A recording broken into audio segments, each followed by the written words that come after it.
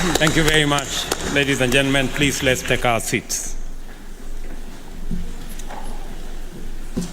Your Excellency Slambas Sokwane, the Vice President of the Republic of Botswana, representing President Masisi. Your Excellency Roman Mayor Falcon, the President of the UN Habitat Assembly, Director General of the United Nations Office at Nairobi, Zainab Hawa Bangura, Executive Director of the UN Habitat, Maimuna Sharif, my sister, Honorable Ministers and Heads of Delegations, Mayors, and representatives of local and regional governments, delegates, distinguished ladies and gentlemen, good morning and welcome to Nairobi.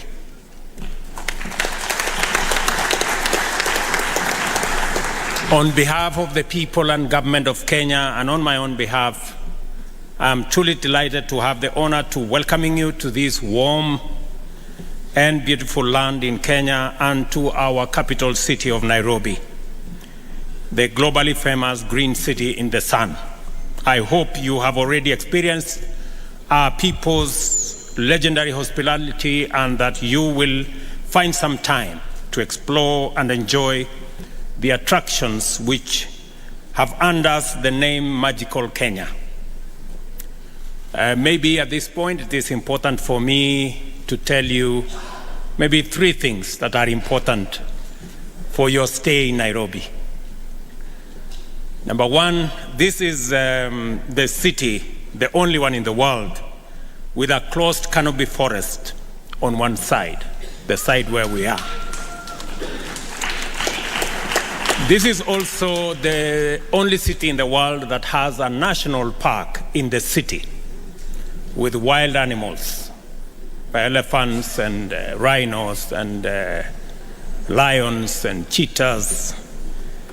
And just for your information, you may find them in the street sometimes because they break off from the fence of the national park. Please be careful because they are wild. They are not domesticated. And lastly, many of you at the end of this session and at the end of this very important conference, you may have difficulties going back home. And I just want to warn you that scientists, and I am one of them, have proved that Kenya is the home and the cradle of humankind. This is where the earliest remains of man have been traced. So when you find yourself feeling at home and having a problem going back to Europe and America and the rest of Africa, just know that you are at home. So let me welcome you home. In fact, we are considering removing all requirements of travel and visa because it's not fair for anybody to be asked for visa when they are going home.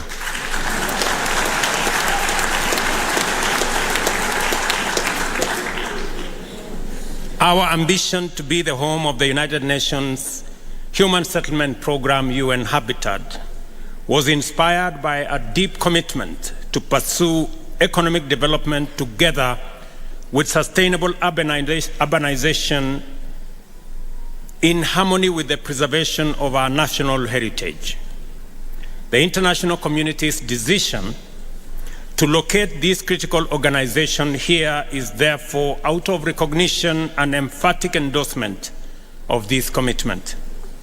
Our experience in balancing the imperatives of industrialization, sustainable urbanization, and ecological responsibility as fundamental components of socio-economic transformation has had its challenges and setbacks. But we are persuaded now, more than ever, that not only is it worthwhile and feasible, but it also enhances the efficiency, safety, beauty, and livability of our cities. Even now, challenges exist with variety and on a scale that is unprecedented. The world is emerging from a devastating pandemic whilst grappling with a relentless economic crisis driven by geopolitical tensions as well as the triple planetary crisis of pollution, loss of biodiversity, and of course, climate change.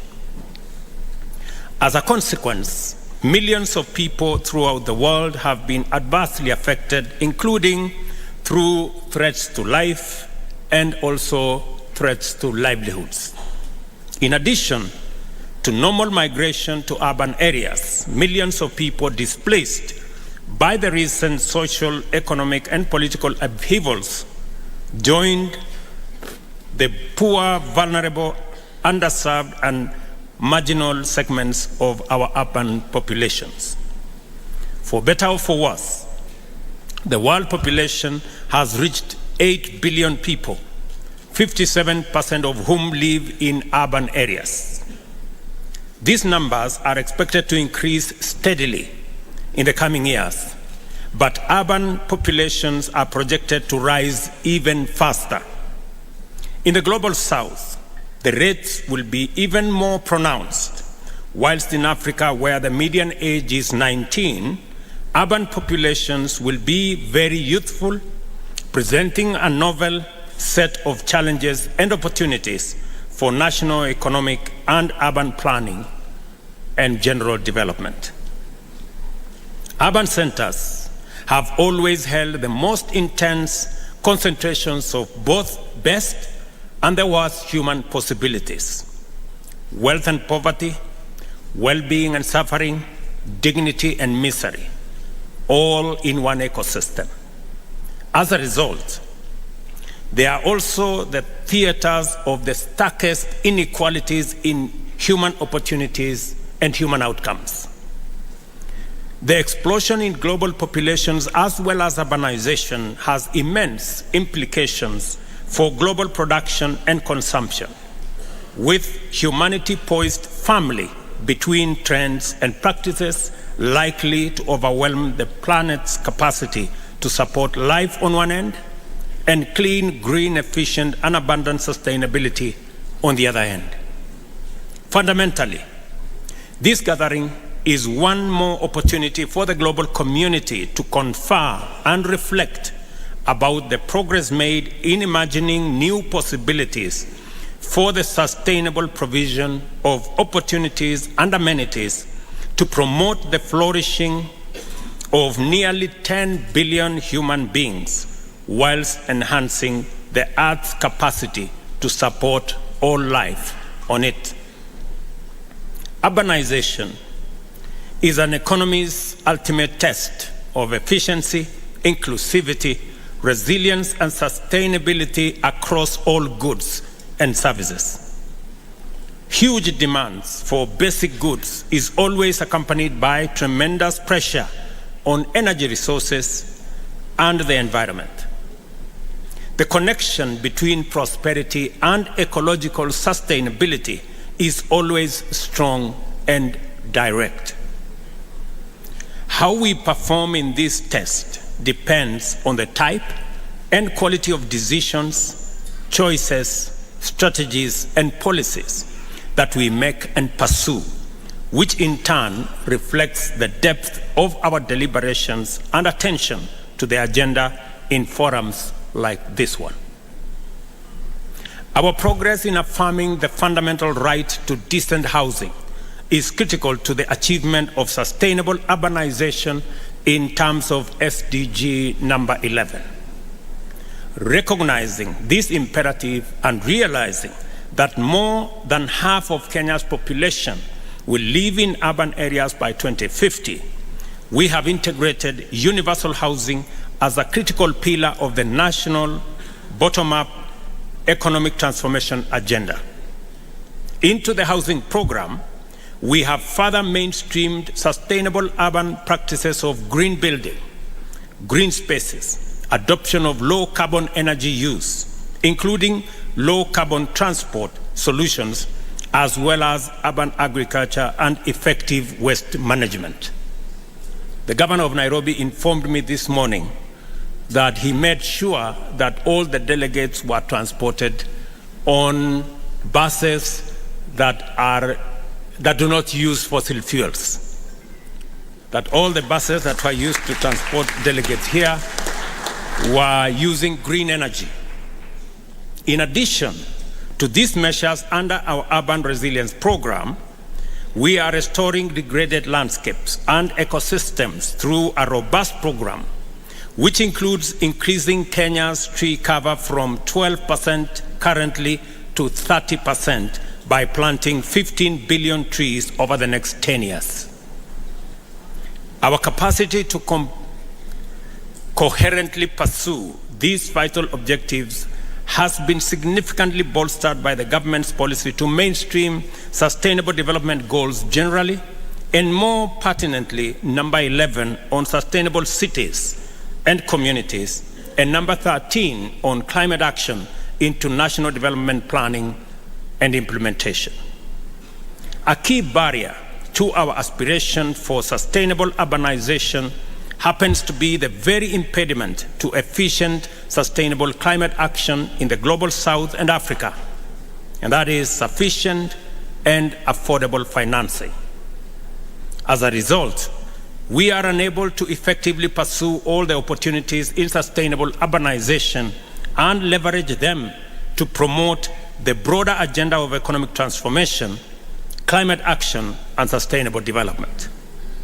Our discussions must therefore pay due attention to the fact that the prevalent unjustness of the international financial architecture and the discriminatory practices inherent in development financing are iniquitous insofar as they directly and indirectly exacerbate the vulnerability of the majority of humanity.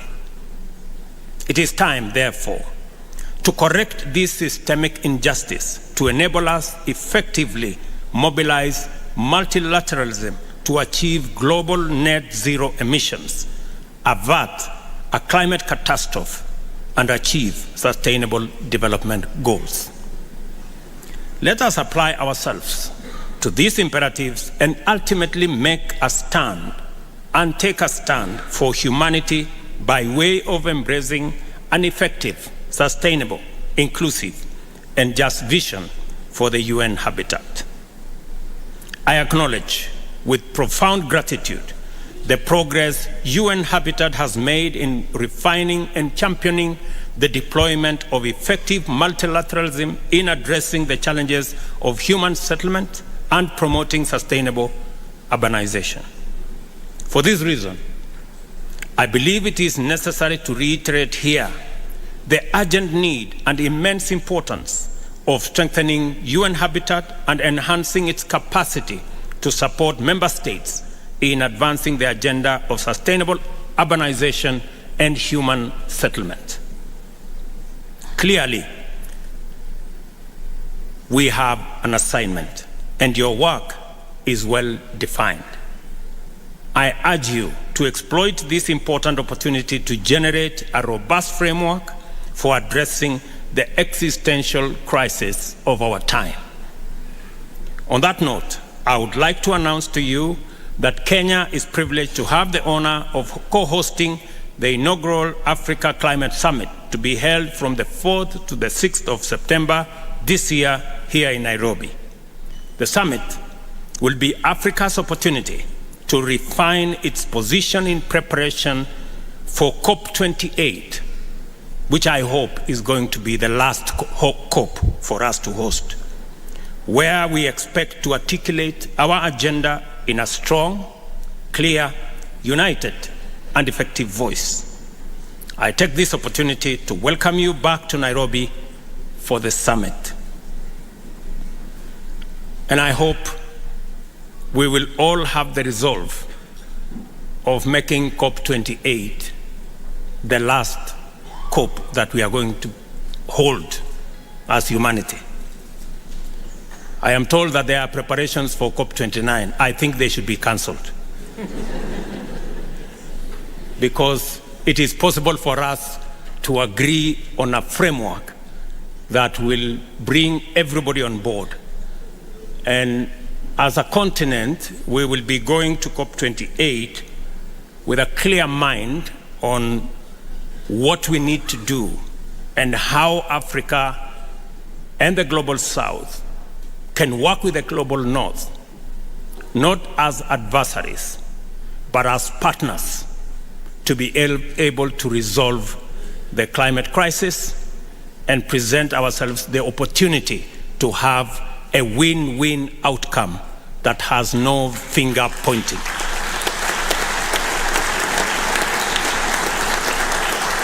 I am a very strong believer that with the right investments, Africa can present the opportunity to decarbonize global manufacturing and industrialization and provide for green growth. This is not an occasion for us to do the usual, North versus South. I think it will be irresponsible of us to continue that conversation. The South is as in danger as is the North on this matter of climate change. None of us is safe. And therefore, we should act in concert, we should act together, and we should seek a win-win outcome. The second session of the UN Habitat Assembly is now officially open, and I thank you.